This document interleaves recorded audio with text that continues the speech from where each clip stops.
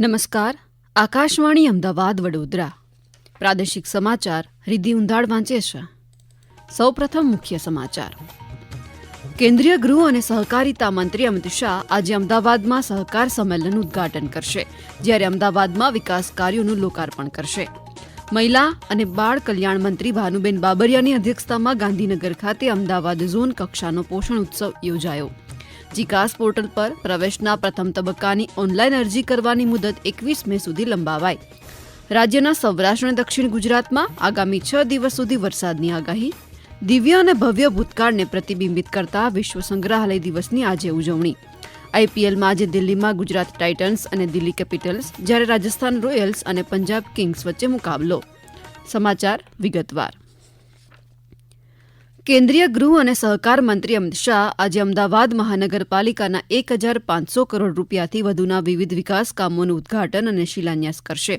રાજ્યના 2 દિવસના પ્રવાસે આવેલા શ્રી શાહ આજે સવારે અમદાવાદમાં સાયન્સ સિટી ખાતે ગુજરાત રાજ્ય સહકારી સંઘ દ્વારા આયોજિત મહાસંમેલનનું પણ સંબોધિત કરશે. વધુ વિગત અમારા સંવાદદાતા પાસેથી. વિકસિત ભારતમાં સહકારી સંસ્થાઓની ભૂમિકા આ વિષયવસ્તુ પરની આ પરિષદ આંતરરાષ્ટ્રીય સહકારી વર્ષની ઉજવણીના ભાગરૂપે યોજાઈ રહી છે. તેનો ઉદ્દેશ સહકાર મંત્રાલય દ્વારા લેવામાં આવેલા વિવિધ પગલાઓ અંગે માહિતી પૂરી પાડવાનો અને રાજ્યમાં સહકારી પ્રવૃત્તિઓને વેગ આપવાનો છે. આ પરિષદમાં ગામ, તાલુકા, જિલ્લા તેમજ રાજ્ય સ્તરની વિવિધ સહકારી સંસ્થાઓના લગભગ 4,500થી વધુ સહકારી પ્રતિનિધિઓ હાજર રહેશે. ત્યારબાદ શ્રી શાહ મહેસાણા જિલ્લાના ગોજારિયા ગામમાં નવનિર્મિત નર્સિંગ કોલેજનું ઉદઘાટન કરશે. બપોરે શ્રી શાહ મહેસાણાના સાદરા ગામમાં ફ્રોઝન બટાકાના પ્રોસેસિંગ પ્લાન્ટનું ઉદઘાટન કરશે. સાંજે તેઓ અમદાવાદ મહાનગરપાલિકાના વિભિન્ન માળખાગત પ્રોજેક્ટ્સનું ઉદઘાટન અને શિલાન્યાસ કરશે. આ કાર્યક્રમમાં તેઓ કેવીઆઈસીની વિવિધ યોજનાઓના લાભાર્થીઓને કીટ વિતરિત કરશે અને જાહેર સભાને પણ સંબોધિત કરશે. અપર્ણા ખૂંટ, આકાશવાણી સમાચાર, અમદાવાદ.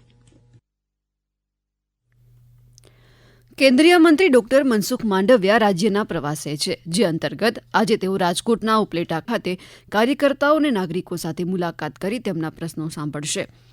જૂનાગઢ જિલ્લાના વિકાસ કામોની ઝાંખી કરાવતી જિલ્લા વિકાસ વાટિકા પુસ્તિકાનું વિમોચન આયોજન મંડળની બેઠકમાં પ્રભારી મંત્રી રાઘવજી પટેલ તેમજ કેન્દ્રીય મંત્રી મનસુખ માંડવિયાના હસ્તે કરાયું હતું. આ ઉપરાંત ગઈકાલે તેમણે રાજકોટના જેતપુરના મેવાસા ખાતે વિવિધ વિકાસ કાર્યોનું ઈ-લોકાર્પણ અને આંગણવાડી કેન્દ્રનું ખાતમુહૂર્ત કર્યું.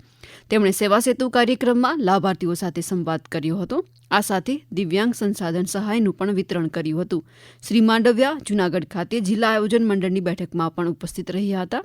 તેઓ કેશોદ ખાતે યોજાનારી ત્રિરંગા યાત્રામાં ઉપસ્થિત રહેશે. ત્યારબાદ બાલાગામ ખાતે યોજાનારા સેવા સેતુ કાર્યક્રમમાં લાભાર્થીઓ સાથે સંવાદ કરશે. મહિલા અને બાળ કલ્યાણ મંત્રી ભાનુબેન બાબરિયાની અધ્યક્ષતામાં ગાંધીનગર ખાતે અમદાવાદ ઝોન કક્ષાનો પોષણ ઉત્સવ યોજાયો હતો. આ કાર્યક્રમમાં મંત્રીશ્રીએ જણાવ્યું હતું કે ગુજરાતે આહાર એ જ ઔષધ એ મંત્રને સાકાર કરતા પોષણ ઉત્સવ થકી બાળકો, કિશોરીઓ અને માતાઓના આરોગ્ય અને પોષણમાં સુધારો કરવા માટે નોંધનીય કામગીરી કરી સમગ્ર દેશ માટે ઉદાહરણ પૂરું પાડ્યું છે. આ કાર્યક્રમમાં 13 જેટલા સ્ટોલમાં પોષણ ઉત્સવ અંતર્ગત વાનગી નિદર્શન સ્ટોલ રાખવામાં આવ્યો હતો. પોષણ ઉત્સવની ઉજવણીમાં આવેલ અમદાવાદ, ગાંધીનગર, સાબરકાંઠા, અરવલ્લી, બનાસકાંઠા, ભાવનગર, સુરેન્દ્રનગર, બોટાદ, મહેસાણા, પાટણ સહિતના અનેક જિલ્લાના લોકો જોડાયા હતા. વિદ્યાર્થીઓના હિતને ધ્યાનમાં રાખી જીકાસ પોર્ટલ પર પ્રવેશના પ્રથમ તબક્કાની ઓનલાઈન અરજી કરવાની સુવિધા 21 મે સુધી લંબાવવામાં આવી છે. 16મી મે સુધીમાં કુલ 2 લાખ કરતાં વધુ વિદ્યાર્થીઓએ ત્વરિત નોંધણી કરાવી દીધી છે. જીકાસ પોર્ટલ પર વિદ્યાર્થીઓ માટે સ્નાતક કક્ષાના વિવિધ અભ્યાસક્રમોમાં પ્રવેશ પ્રક્રિયામાં ક્વિક રજિસ્ટ્રેશન 25મી માર્ચથી કાર્યરત કરાયું છે. સ્નાતક કક્ષાના પ્રોગ્રામ્સમાં પ્રવેશની કાર્યવાહી માટે યુનિવર્સિટી કોલેજો દ્વારા 1000 જેટલા ફ્રી ફોર્મ ફિલિંગ સેન્ટર અને વેરિફિકેશન સેન્ટર પણ કાર્યરત કરવામાં આવ્યા છે. રાષ્ટ્રીય પરીક્ષા સંસ્થા દ્વારા આજે રાજ્યના વિવિધ કેન્દ્રો ખાતે ગુજરાત વડી અદાલતની નાયબ સેક્શન અધિકારી અને બેલીફની લેખિત પરીક્ષા યોજાશે. તે અંતર્ગત વિવિધ શહેરોની શાળા કોલેજો ખાતેના કેન્દ્રમાં આ પરીક્ષા શાંતિપૂર્ણ રીતે યોજાય તે માટે વ્યવસ્થા કરવામાં આવી છે. તો બીજી તરફ જીપીએસસીના ચેરમેન હસમુખ પટેલે સોશિયલ મીડિયા એક્સ પર માહિતી આપી છે કે આયોગમાં ડ્રગ ઇન્સ્પેક્ટરના જે ઇન્ટરવ્યૂ શરૂ થયા હતા તે ઇન્ટરવ્યૂ રદ કરેલ છે, જે ઇન્ટરવ્યૂ ફરી લેવામાં આવશે. ડ્રગ ઇન્સ્પેક્ટર ઇન્ટરવ્યૂ વિશે વિગતવારની સૂચનાઓ અને નવી તારીખ ટૂંક સમયમાં વેબસાઇટ પર મૂકવામાં આવશે. આ સમાચાર આપ આકાશવાણીના અમદાવાદ વડોદરા કેન્દ્ર પરથી સાંભળી રહ્યા છો. આ સમાચાર આપ અમારી YouTube channel AIR news Gujarat પર પણ સાંભળી શકો છો. વધુ સમાચાર માટે આપ અમારી વેબસાઇટ newsonair.gov.in/gujarati અને અમારા એક્સ હેન્ડલ AIR_News_ABD ને ફોલો કરશો. આગામી 6 દિવસમાં ગુજરાત રાજ્યના સૌરાષ્ટ્ર અને દક્ષિણ ગુજરાતમાં વરસાદની આગાહી કરવામાં આવી છે. આજથી 22મી મે સુધી ગુજરાતના સાબરકાંઠા, અરવલ્લી, પંચમહાલ, દાહોદ અને મહીસાગરમાં છૂટાછવાયા સ્થળોએ હળવાથી મધ્યમ વરસાદ અને ગાજવીજ સાથે વરસાદ પડવાની શક્યતા છે. દક્ષિણ અને મધ્ય ગુજરાતના વડોદરા, છોટાઉદેપુર, નર્મદા, ભરૂચ, સુરત, ડાંગ, નવસારી, વલસાડ, તાપી અને દમણ, દાદરાનગર હવેલીમાં, જ્યારે સૌરાષ્ટ્રના જિલ્લાઓ જેમ કે રાજકોટ, અમરેલી, ભાવનગર, ગીર સોમનાથ અને દીવમાં શુષ્ક હવામાન રહેવાની શક્યતા છે.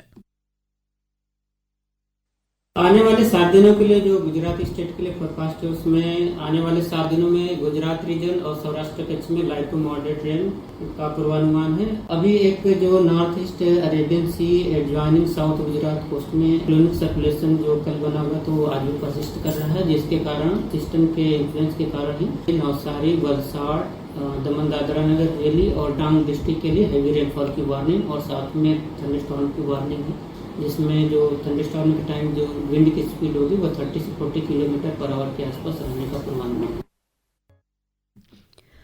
આજે આંતરરાષ્ટ્રીય મ્યુઝિયમ દિવસ છે. આ વર્ષની થીમ છે the future of museums in rapidly changing communities, એટલે કે ઝડપથી બદલાઈ રહેલા સમુદાયોમાં સંગ્રહાલયનું ભવિષ્ય. રાજ્યમાં છેલ્લા 2.5 દાયકામાં ઇતિહાસ, વારસો અને સંસ્કૃતિની જાળવણી કરતા અભૂતપૂર્વ સંગ્રહાલયનું નિર્માણ કરાયું છે. સાંભળીએ એક અહેવાલ. વડનગર ખાતે નવનિર્મિત પુરાતત્વીય અનુભવાત્મક સંગ્રહાલય 13,525 ચોરસ મીટર વિસ્તારમાં ફેલાયેલું છે, જે પુરાતત્વીય ખોદકામ દરમિયાન મળેલી 7,000 થી વધુ કલાકૃતિઓને પ્રદર્શિત કરે છે. ભુજનું સ્મૃતિવન ભૂકંપ સ્મારક ગુજરાતમાં વર્ષ 2001માં આવેલા ભૂકંપ દરમિયાન કચ્છમાં જીવ ગુમાવનારા નાગરિકોની સ્મૃતિમાં બનાવાયું. તો ગાંધીનગરની દાંડી કુટીર એ રાષ્ટ્રપિતા મહાત્મા ગાંધીજીના જીવન પર આધારિત ભારતનું પ્રથમ હાઈટેક અને અત્યાધુનિક મ્યુઝિયમ છે. આ ઉપરાંત માંડવીના શ્યામજી કૃષ્ણ વર્મા મેમોરિયલમાં દેશભક્તોના સચિત્ર સમર્પણની ગાથા પ્રસ્તુત કરવામાં આવી છે. મયુર સોલંકી, આકાશવાણી સમાચાર, અમદાવાદ. IPLમાં આજે ગુજરાત ટાઇટન્સ અને દિલ્હી કેપિટલ્સ તથા રાજસ્થાન રોયલ્સ અને પંજાબ કિંગ્સ વચ્ચે મુકાબલો થશે. રાજસ્થાન રોયલ્સનો મુકાબલો પંજાબ કિંગ્સ સામે બપોરે 3:30 વાગે સવાઈ માનસી સ્ટેડિયમ જયપુર ખાતે થશે, જ્યારે દિલ્હી કેપિટલ્સનો મુકાબલો ગુજરાત ટાઇટન્સ સામે સાંજે 7:30 વાગે અરુણ જેટલી સ્ટેડિયમ દિલ્હી ખાતે થશે. આ દરમિયાન ભારત અને પાકિસ્તાન વચ્ચેના તણાવને કારણે સ્થગિત થયા બાદ ગઈકાલથી ફરી શરૂ થયેલી IPL સ્પર્ધામાં રોયલ ચેલેન્જર્સ બેંગ્લોર અને કોલકાતા નાઇટ રાઇડર્સ વચ્ચેની મેચ ભારે વરસાદના કારણે ધોવાઈ ગઈ હોવાથી કોલકાતા નાઇટ રાઇડર્સ IPLમાંથી બહાર થયું છે. ક્રિકેટ પ્રીમિયર લીગ 2025 આ વર્ષે ફરી શરૂ થઈ રહી છે. 31મી મેથી 15 જૂન દરમિયાન આ મેચોનું આયોજન કરાયું છે. ટીમોની હરાજીની પ્રક્રિયા પૂરી થવાની સાથે જ આ ટુર્નામેન્ટની બીજી આવૃત્તિનો આરંભ થઈ રહ્યો છે. CPLનો ઉદ્દેશ્ય રણજી ટ્રોફીના ઉત્કૃષ્ટ ખેલાડીઓ અને ઉભરી રહેલી સ્થાનિક પ્રતિભાઓ પોતાનું કોવત દેખાડી શકે તે માટે તેમને એક સંરચિત પ્રોફેશનલ પ્લેટફોર્મ પૂરું પાડી ગુજરાતના ઘરેલું ક્રિકેટના લેન્ડસ્કેપને નવા સ્તરે લઈ જવાનો છે. Sabarmati strikers, Ahmedabad arrows, Karnavati kings, heritage city titans, Narmada navigators અને ગાંધીનગર લાયન્સ એમ 6 ફ્રેન્ચાઇઝીઓ આ બીજી સિઝન માટે તૈયાર છે. અંતે મુખ્ય સમાચાર ફરી એકવાર. કેન્દ્રીય ગૃહ અને સહકારિતા મંત્રી અમિત શાહ આજે અમદાવાદમાં સહકાર સંમેલનનું ઉદઘાટન કરશે, જ્યારે અમદાવાદમાં વિકાસ કાર્યોનું લોકાર્પણ કરશે. મહિલા અને બાળ કલ્યાણ મંત્રી ભાનુબેન બાબરિયાની અધ્યક્ષતામાં ગાંધીનગર ખાતે અમદાવાદ ઝોન કક્ષાનો પોષણ ઉત્સવ યોજાયો. જીકાસ પોર્ટલ પર પ્રવેશના પ્રથમ તબક્કાની ઓનલાઈન અરજી કરવાની મુદત 21મી મે સુધી લંબાવાઈ. રાજ્યના સૌરાષ્ટ્ર અને દક્ષિણ ગુજરાતમાં આગામી 6 દિવસ સુધી વરસાદની આગાહી. દિવ્ય અને ભવ્ય ભૂતકાળને પ્રતિબિંબિત કરતા વિશ્વ સંગ્રહાલય દિવસની આજે ઉજવણી. IPLમાં આજે ગુજરાત ટાઇટન્સ અને દિલ્હી કેપિટલ્સ, જ્યારે રાજસ્થાન રોયલ્સ અને પંજાબ કિંગ્સ વચ્ચે મુકાબલો. આકાશવાણીના અમદાવાદ વડોદરા કેન્દ્ર પરથી પ્રાદેશિક સમાચાર પૂરા થયા. હવે પછી આપ 7:45 રાષ્ટ્રીય સમાચાર સાંભળી શકશો. નમસ્કાર.